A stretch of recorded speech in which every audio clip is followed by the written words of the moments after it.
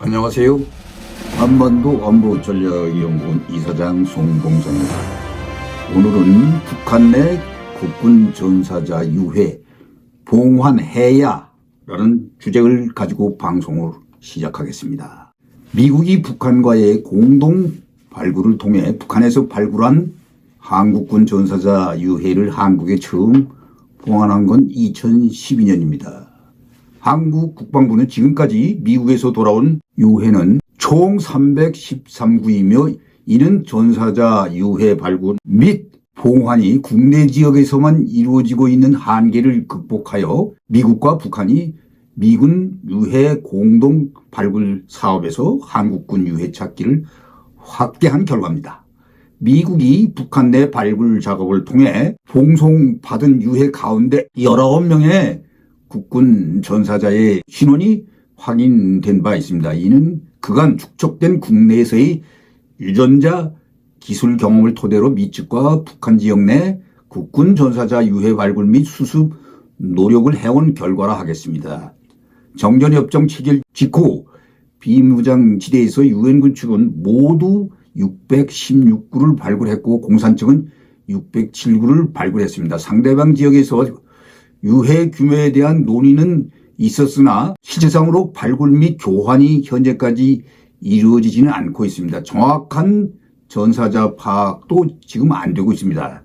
6.25 직후 유엔군 측이 공산 측의 거제도 포로 수용소 수용 중 사망한 포로 8,602구를 포함한 13,528구를 송환한 데 비해서 공산 측은 송환한 아군 유해가 모두 4,199에 그쳤습니다. 최근 중국은 전쟁 중 사망한 참전 사망자들의 유해 발굴에 적극적으로 나서고 있습니다. 북한 노동당 기관지 노동신문은 지난 7월 26일 김정은 당 총비서가 조국 해방전쟁 승리 70도를 맞아 평안남도 회창군에 있는 중국 인민지원군 열사원을 찾아 전쟁 당시 사망자들에게 숭고한 경의를 표했다고 전한 바 있습니다. 이곳은 한국 전쟁에서 참전한 중국군 전사자들이 묻힌 곳으로 친동생 김여정 노동당 부부장과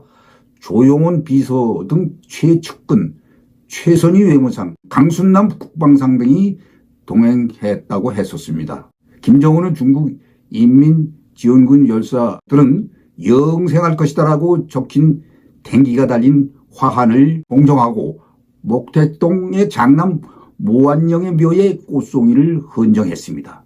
조중 두 나라 인민이 피로쟁취한 승리는 오늘도 거대한 생명력을 발휘하고 있다고 했으며 조중 두 나라 인민의 단결 역사와 전통은 굳건히 계승될 것이라고 말했습니다.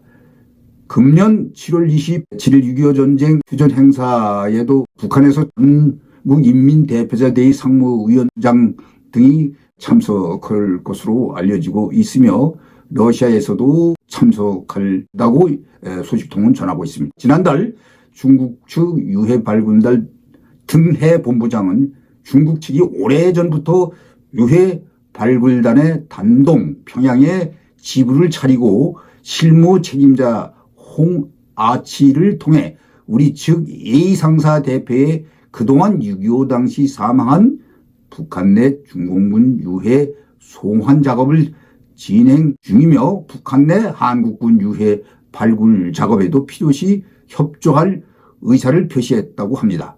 중국 유해 발굴단 측은 한국 측의 유해 발굴단의 유전자 감시 기술이 상당히 발전되었음을 인정하고 우리 측과 이 분야에 대한 협조 지원을 기대한 것으로 보입니다. 중국 유해 발굴단 측은 북한과 협력하에 계속 발굴 작업 중인데 평안남도 회청군에 있는 중국 인민지원군 열사원에 있는 모택동의 아들은 아직도 유해가 확인되지 않고 있어 계속 발굴 작업을 하고 있는데 이는 6.25 때 미군의 폭격으로 사망한 이후 혼외를 만들어서 지금 보안용을 기리고 있습니다. 6.25 전쟁 중 사망한 국군 전사자는 총 16만 명에 이르고 있습니다. 전쟁 직후 안장된 유해는 3만여 구이고 남은 13만여 구 중 지난 2013년 발굴된 유해는 총 1만 3천여 구 이 중 신원이 확인돼 가족의 품 안으로 돌아간 참전용사는 불과 214명입니다.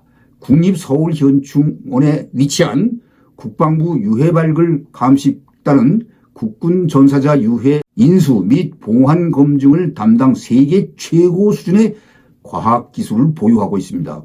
국방부 유해 발굴 감시단은 6.25 전쟁에서 전사한 호국 영령들의 유해를 찾아 가족의 품으로 모시기 위한 2024년 6.25 전사자 유해 발굴 3월 18일서부터 11월까지 구성 진행한다고 합니다. 올해 유해 발굴은 30개 사단 여단급 부대를 투입해서 6.25 전쟁 당시 주요 격전지인 연천, 인제 등 전국 36개 지역을 중심으로 진행될 예정이며 약 229 이상의 전사자 유해 발굴을 목표로 하고 있습니다.